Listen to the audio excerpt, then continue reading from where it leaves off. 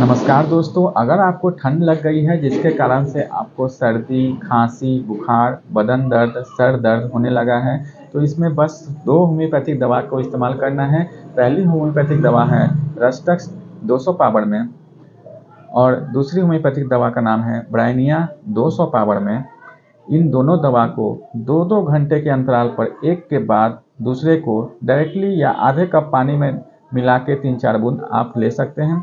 2-2 घंटे पर बारी-बारी से खाएंगे इस दवा को तो आपकी सारी समस्या ठीक हो जाएगी।